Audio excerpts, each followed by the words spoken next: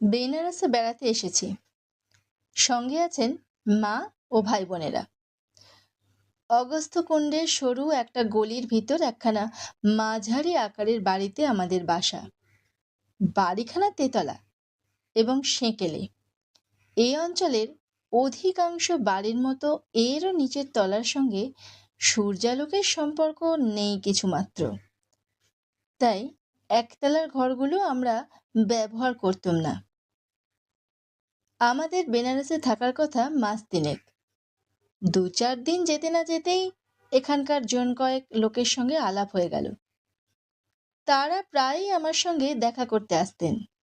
কাজেই একখানা বাইরের ঘর বা বৈঠকখানার দরকার হলো। একদিন সকালে নিচে নেমে দেখলুম নিচের কোনো ঘর কাজে লাগাতে পারা যায় কিনা। সদর দরজার পাশেই একখানা বড় ঘর পছন্দ হলো।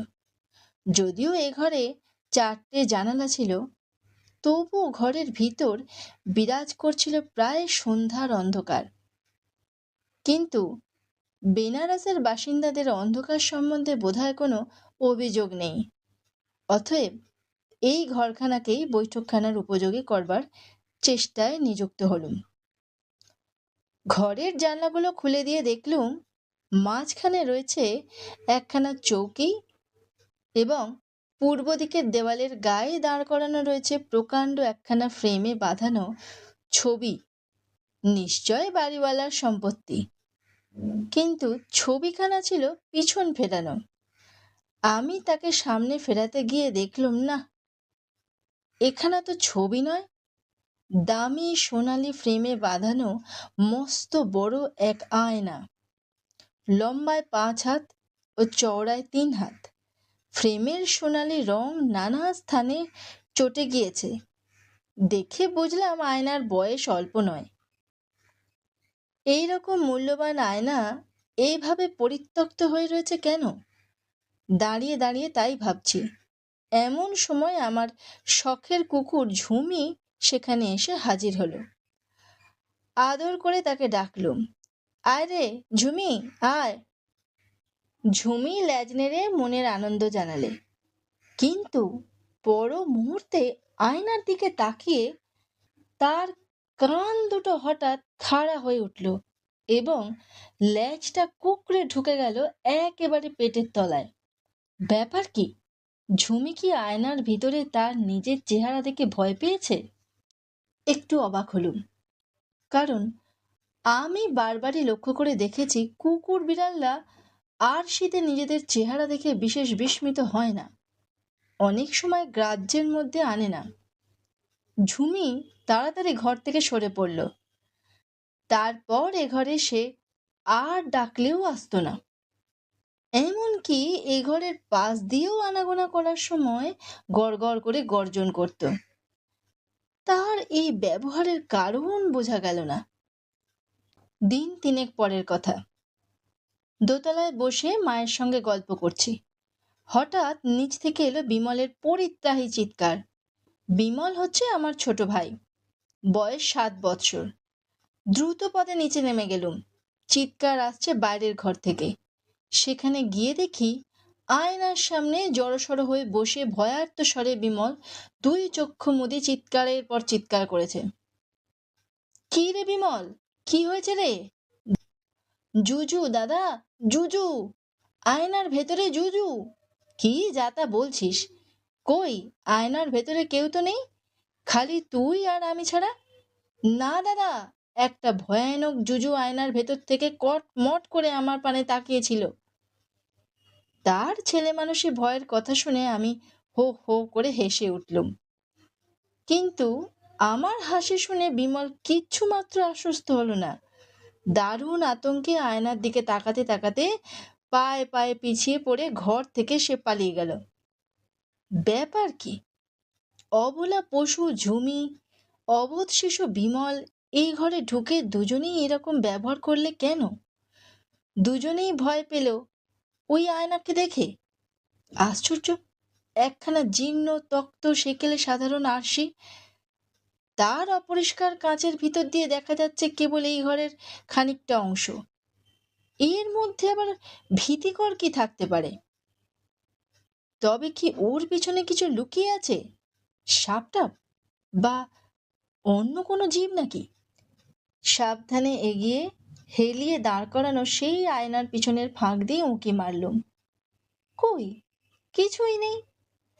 আরো ভালো করে দেখবার জন্য দুই হাতে আয়নাকে ধরে টেনে সরাতে লাগলুম, কিন্তু পারলুম না, ভীষণ ভারী।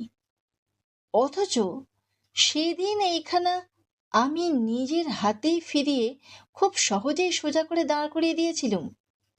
হঠাৎ আজ এমন জগদ্দল পাথরের মতন ভারী বলে মনে হচ্ছে কেন? আরো খানিকক্ষণ প্রাণপণে টানাটানির পর ব্যর্থ চেষ্টায় ছেড়ে দিলুম। এ আবার কি রহস্য? কয়েকদিন কেটে গেল। সেদিন দুপুরে দুজন বন্ধু এসেছিল। বাইরের ঘরে বসে খানিকক্ষণ গল্প করে তারা চলে গেলেন। আমি একলাটি বসে বসে খবরের কাগজ পড়তে লাগলাম। দুপুরবেলায় এই ঘরটা খানিকক্ষণের জন্য একটু আলো আসে। পড়তে পড়তে প্রাণের ভিতর কেমন একটা অস্বস্তি বোধ করতে লাগলাম। মনে হলো আমি যেন এ ঘরে আর একলা নই, কে যেন অপলক চোখে আমার পানে তাকিয়ে আছে।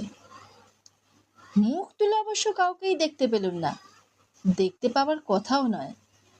তবু কিন্তু মনের ভেতর থেকে সেই অদ্ভুত ভাবটা তাড়াতে পারলুম না। সেখানে আমার পাশে অদৃশ্য আর একজনের উপস্থিতি অনুভব করতে লাগলাম বারংবার।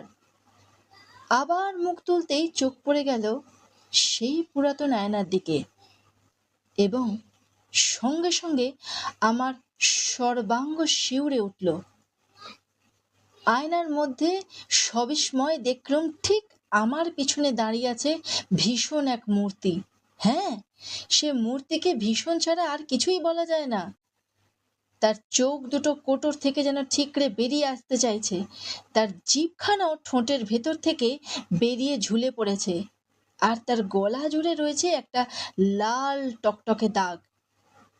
আমি একবার একটা গলায় দড়ি দিয়ে মরা লোক দেখেছিলুম, এরও চেহারা ঠিক সেই রকম। কয়েক মুহূর্ত বসে রইলুম আচ্ছন্নের মতন। তারপর ভয়ে ভয়ে পিছন ফিরে তাকালুম, কিন্তু কই, আর কেউ তো নেই এখানে। আবার আয়নার দিকে চোখ গেল। তার মধ্যে আমি ছাড়া দ্বিতীয় ব্যক্তির কোনো চিহ্নই নেই। ভূত টুত মানি না, আর এমন অসম্ভবও কখনো সম্ভব হয় না, কিন্তু আশ্চর্য আমার চোখের ভ্রম। নিজের মনেই হেসে উঠলাম। এ হচ্ছে শিবের কাশি, আর শাস্ত্রে বলে শিব হচ্ছেন ভূতনাথ। তবে কি কোনো শিবানুচরই সময় কাটাবার জন্য আমার সঙ্গে কিঞ্চিত মশকরা করবার ফিকিরে আসছেন? অন্য লোক হলে হয়তো তাই বুঝতো, কিন্তু আমি হচ্ছি অবিশ্বাসী আধুনিক বাঙালি। মেডিকেল কলেজে দস্তুর মতো মরার পর মরা কেটে পরীক্ষায় উত্তীর্ণ হয়েছি। আমার কাছে শাস্ত্রীয় কুসংস্কারের কোনো ধাপ্পাবাজি খাটবে না। অ্যানাটমির কোনো কেতাবেই ভৌতিক দেহের কোনো বর্ণনা নেই। ভূত পেতনি বাস করে কেবলই শিশুদের উপকথায় আর অশিক্ষিতের নির্বোধের কল্পনা জগতে। কিন্তু মনের ভেতরটা কেমন করতে লাগলো। এই আবছায়া মাখা স্যাঁতস্যাঁতে ঘরের হাওয়া যেন বিষাক্ত। এ ঘরে কেউ নেই বটে, কিন্তু তবু যেন সন্দেহ হয় আমি ছাড়া আর একজন কেউ এখানে নিশ্চয়ই আছে। তার নিষ্পলক দৃষ্টি এসে বিঁধছে আমার সর্বাঙ্গে। খবরের কাগজ ফেলে উপরে গেলুম। বিমলকে দেখে প্রশ্ন করে বুঝলুম আয়নার ভিতরে সে যাকে দেখেছিল তারও চেহারা হচ্ছে আজকে আমার দেখা লোকটার মতোই। গভীর বিস্ময়ে যেন হতভম্ব হয়ে গেলুম। আমাদের দুজনেরই এইরকম চোখের ভ্রম হলো কেন? কুকুর ঝিমিও ওই ঘরে ঢুকতে চায় না কেন? সে তো শাস্ত্রীয় ভূতনাথের নাম শোনেনি, বা উপকথার উপদেবতার গল্পও পড়েনি। তবে তার ভয় পাওয়ার কারণ কি? গঙ্গার ধারে ভূষণ বাবুর সঙ্গে আলাপ হয়েছিল। ভূষণবাবু হচ্ছে এখানকার একজন সবজান্তা লোক। বেনারসের নতুন ও পুরনো সব খবর তার নখদর্পণে। আজ সকালে আমার বাসায় ছিল ভূষণবাবুর চায়ের নিমন্ত্রণ। যথাসময়ে তিনি এলেন, কিন্তু বৈঠকখানায় ঢুকে আয়না দেখেই চমকে উঠলেন। তারপর ধীরে ধীরে বললেন, শিবপ্রসাদ বাবুর আয়নাখানা এখনো এই বাড়িতে রয়েছে? আমি জিজ্ঞাসা করলুম, শিবপ্রসাদ বাবু কে? কাশীর এক মহাজন। আগে এই বাড়িখানা তারই ছিল। তিনি এখন কোথায়? 10 বছর হলো মারা গিয়েছেন। তার স্বাভাবিক মৃত্যু হয়নি। কিরকম? রাগের মাথায় এক চাকরকে তিনি এমন প্রহার করেন যে বেচারা মারা পড়ে। শিবপ্রসাদ বাবুর নামে ওয়ারেন্ট বেরোয়, কিন্তু পুলিশ তাকে গ্রেপ্তার করতে এসে দেখে এই ঘরের কড়িকাঠে তার মৃতদেহ ঝুলছে। তিনি গলায় দড়ি দিয়েছিলেন। আমার বুক কেঁপে উঠল। আয়নায় দেখা সেই মূর্তিটাকে আবার মনে পড়ল। সেই ঠিকরে পড়া চোখ, সেই বেরিয়ে পড়া লকলকে জিভ, সেই গলা বেড়ে টকটকে লাল দাগ। রুদ্ধশ্বাসে বললুম, তারপর এই বাড়িখানা বিক্রি হয়ে যায়। নতুন মালিক এসে কিন্তু বেশি দিন বাস করতে পারেননি। কেন? ওই আয়নার ভয়ে। তার মানে? আয়নার ভারী দুর্নাম আছে। নানান লোকে নানান কথা বলে।